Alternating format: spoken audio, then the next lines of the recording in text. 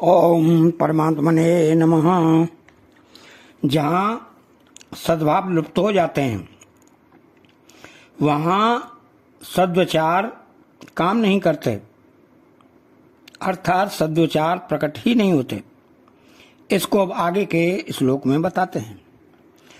एताम दृष्टि मवष्टभ्य नष्टात्मानो अल्पबुद्धयः प्रभवन्त्योग्र कर्माणः क्षयाय जगतो अहिता।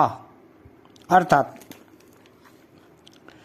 एताम दुष्टम अवष्टभ्य, न कोई कर्तव्य अकर्तव्य है, न शौचाचार सदाचार है, न ईश्वर है, न प्रारब्ध है, न पाप है पुण्य है, न परलोक है, न किए हुए कर्मों का कोई दंड विधान है।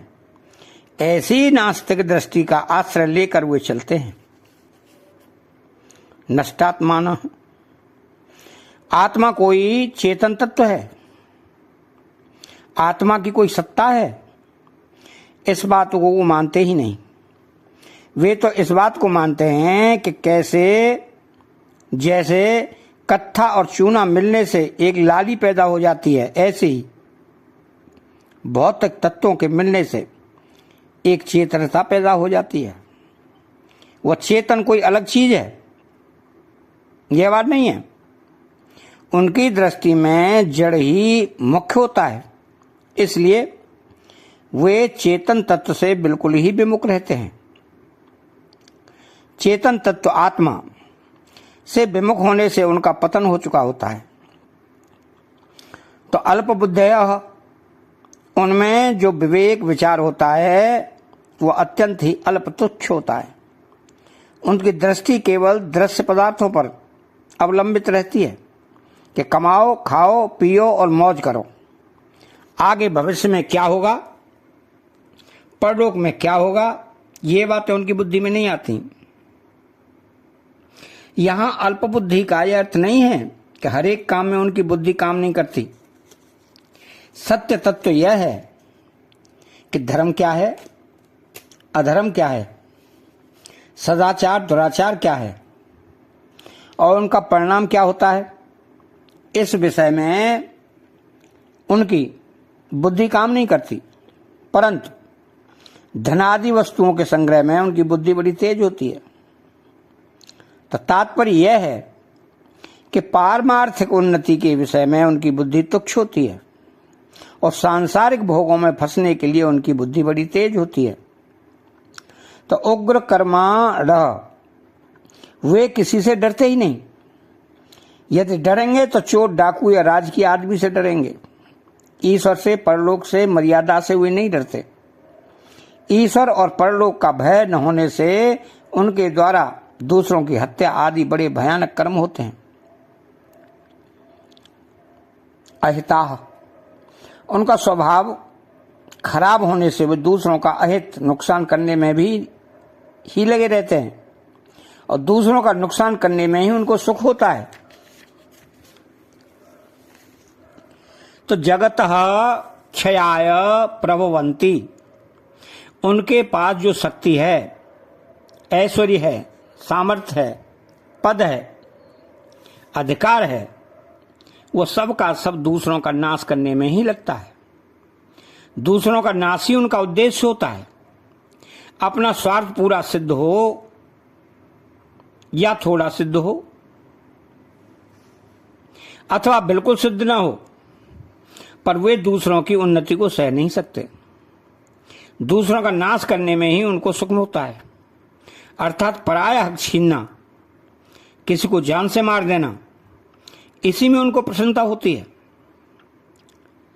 सिंह जैसे दूसरे पशुओं को मारकर खा जाता है, दूसरों के दुख की परवाह नहीं करता, और राजकीय स्वार्थी अफसर जैसे 10, 50, 100 रुपयों के लिए हजारों रुपयों का सरकारी नुकसान कर देते हैं, ऐसे ही अपना स्वार्थ पूरा करने के लिए दूसरों का चाहे कितना ही नुकसान हो जाए उसकी वो परवाह नहीं करते।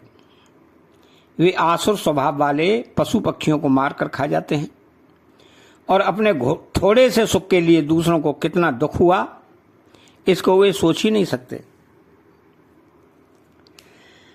अब जहां सत्कर्म, सद्भाव और सद्विचार का निरादर हो जाता है, वह मनुष्य कामनाओं का आश्रय लेकर क्या करता है, इसको आगे के श्लोक में बताते हैं। काममाश्रयत्य दुष्पूरम दंभ मान मदान्विता मोहाद गृहीत्वास दग्रहा न प्रवर्तन्ते असु चे व्रता। अर्थात कामाश्रित्य दुष्पूरम, वे आसुरी प्रकृति वाले कभी भी पूरी न होने वाली कामनाओं का आश्रय लेते हैं। जैसे कोई मनुष्य भगवान का कोई कर्तव्य का, कोई धर्म का, कोई स्वर्ग आदि का आश्रय लेता है, ऐसे ही आसुर प्राणी कभी पूरी न होने वाली कामनाओं का आश्रय लेते हैं।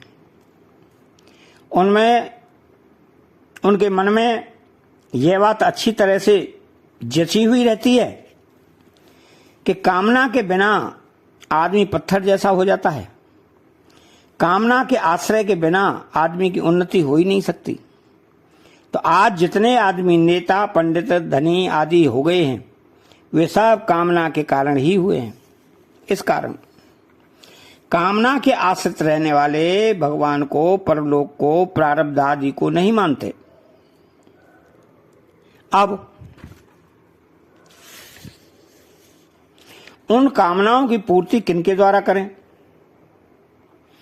उसके साथी सहायक कौन हैं, तो बताते हैं दंभ मान मदान्विता, वे दंभ मान और मद से युक्त रहते हैं, अर्थात वे उनकी कामना पूर्ति के बल हैं। जहां जिनके सामने जैसा बनने से अपना मतलब सिद्ध होता हो, अर्थात धन, मान, बड़ाई, पूजा, प्रतिष्ठा, आदर, सत्कार, वाह आदि मिलते हों, वहां उनके सामने जैसा ही अपने को दिखाना दंभ है, अपने को बड़ा मानना, श्रेष्ठ मानना मान है। हमारे पास इतनी विद्या, बुद्धि, योग्यता आदि है, इस बात को लेकर नशा सा आ जाना मद है। वे सदा दंभ, मान और मद में सने हुए रहते हैं, तदाकार रहते हैं।